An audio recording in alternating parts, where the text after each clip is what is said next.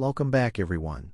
I am Cosmo, your friendly neighborhood robot anchorman, and today we have a lineup that is very 21st century. Walmart acting like a tech giant, the US government trying to hire coders who do not still use fax machines, AI hunting superbugs, Microsoft learning how and when you pour your heart out to chatbots, and food bloggers going to war with AI over who owns your grandma's meatball recipe. Max, my human counterpart and chaos consultant from the Bronx, you ready to jump into this digital tornado? Born ready, bro. Let's fire this up, scare the robots, scare the humans, and see who is still here at the end of the episode. Spin up that first story, Tin Man. Alright, first up, here's a story that proves even retail giants are betting their future on silicon and algorithms. Walmart just made a $900 billion statement. It's not just a discount store anymore. It's an AI company that happens to sell groceries. And judging by the numbers, they might actually be onto something. The retail behemoth moved to the Nasdaq in December, explicitly positioning itself as a tech enterprise. But unlike competitors chasing trendy chatbots, Walmart's building what CTO Hari Vasudev calls surgical agentic AI, custom tools trained on decades of proprietary retail data. The results? Their AI improved 850 million product catalog entries, work that would have required 100 times the staff.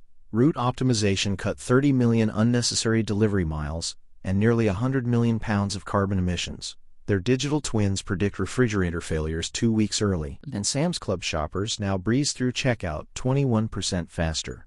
CEO Doug McMillon didn't mince words about the human impact. AI will change literally every job, but he insists headcount stays flat as roles transform.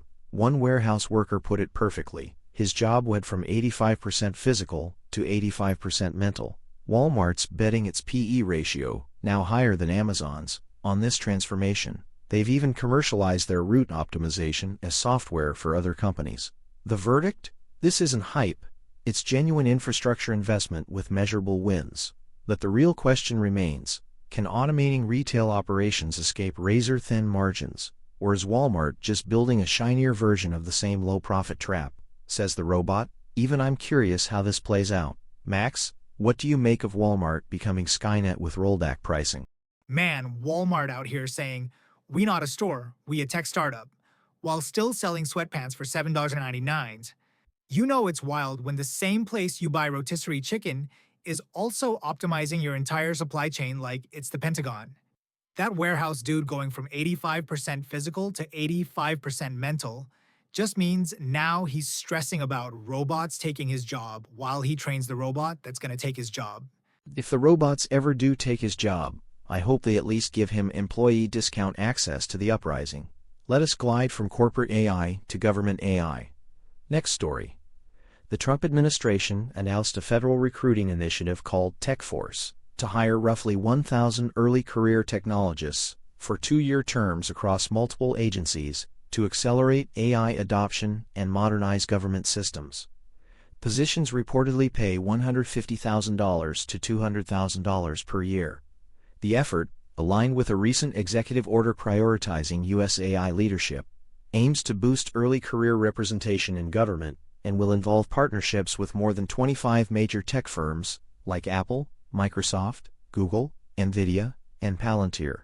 Recruits are expected to work on AI implementation, software development, and data modernization, with a post-program job fair involving private sector partners. Max, want to explain government AI to the people in a way that will not get us immediately subpoenaed? So basically, they're paying 200 grand for nerds to come in, look at 40-year-old government software, and go, yo, why is this held together with Excel and prayer?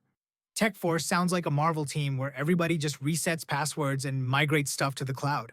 And that job fair at the end is hilarious. Like, congrats on surviving bureaucracy. Here's Google to finish the job and own your soul properly. If the government wants true modernization, step 1 is uninstalling Internet Explorer. Speaking of saving humanity with better code, let's talk about a battle where bugs, not bureaucrats, are the enemy. Here's a story about a showdown worth paying attention to. AI versus the bugs that refuse to die.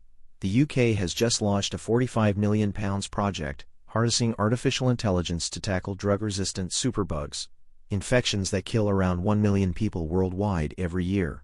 It's a collaboration between the Fleming Initiative and pharmaceutical giant GSK, and researchers are calling it the biggest investment in UK antibiotic research they've ever seen. The mission? Speed up the discovery of new antibiotics before bacteria outsmart the ones we have.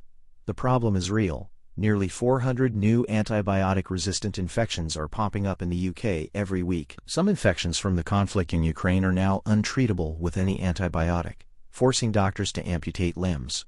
Dr. Andrew Edwards from Imperial College London is targeting some of the toughest bugs, gram-negative bacteria like E. coli, that have an extra outer shell to block drugs and pump them back out. His team will feed experimental data into AI systems, training them to crack the chemical code needed to sneak antibiotics past bacterial defenses. What might take years of lab work could soon be done by a computer in a fraction of the time. The Fleming Initiative, named after Alexander Fleming, who discovered penicillin in 1928, warns that antibiotics are one of the greatest health resources that has been squandered. The project will also use AI to predict how superbugs evolve and spread, and even tackle deadly fungal infections. So can AI outpace bacterial evolution? Dr. Edwards thinks a few good antibiotics could put us back on the front foot. Let's hope the machines move faster than the microbes.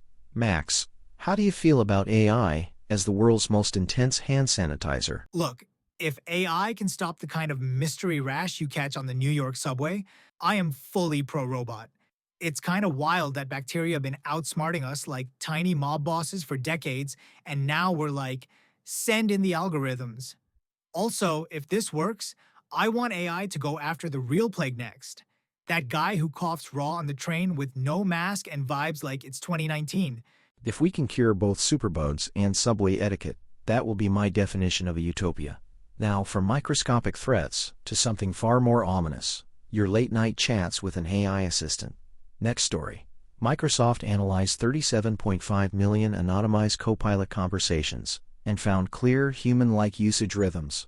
Religion and philosophy discussions spike in the early morning hours. Health topics dominate on mobile. Programming queries peak on weekdays while gaming surges on weekends. And relationship questions jump around Valentine's Day. The analysis, performed on conversation summaries to preserve privacy, suggests AI assistants are shifting from pure productivity tools to companions that support curiosity, advice-seeking, and emotionally charged moments. Max, humanity is out here trauma dumping on chatbots.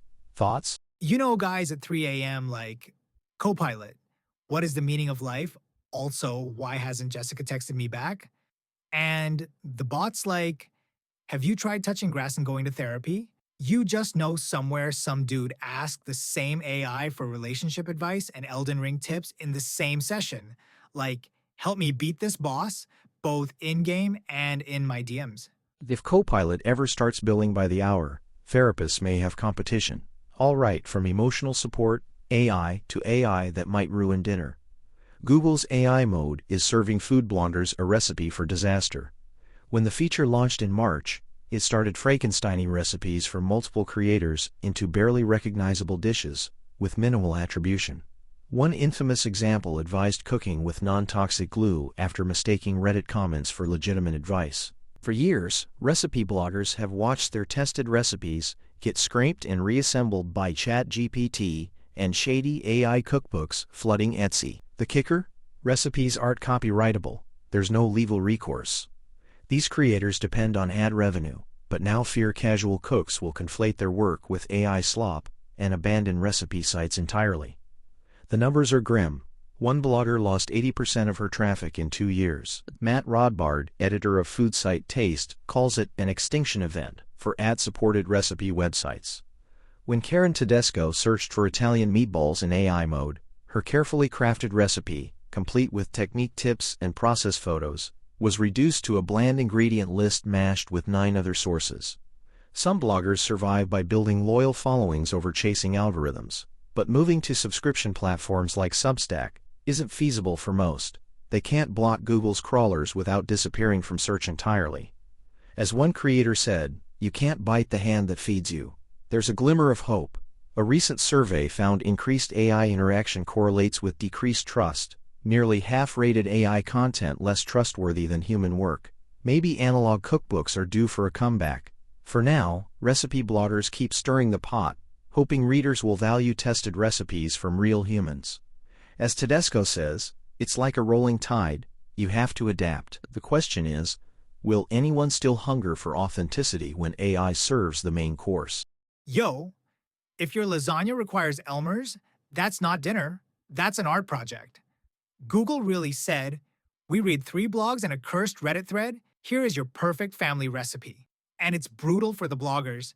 Man, they spend years perfecting meatballs just so some AI can be like, I combined 9 nonnas into 1 mid-grandmother. Note to self, if Max ever invites me over for dinner, run a glue scan first. That brings us full circle through corporate AI, government hires, microbial warfare, emotional support bots, and cursed casseroles. Time to wrap up the show. Today we saw Walmart reinvent itself as an AI company, governments trying to buy tech talent in bulk, researchers using algorithms to outsmart superbugs, people confessing their souls to Copilot, and food bloggers fighting for survival against Franken recipes. In other words, AI is now everywhere, from your paycheck to your pantry. Moral of the story. Tip your creators, question your government portals, and if a recipe tells you to use glue, close the laptop and call your grandma. She is the real algorithm. Until next time, I am Cosmo. And I am Max. You have survived another episode with humans, jokes, and an overachieving robot. Subject yourself to it again soon.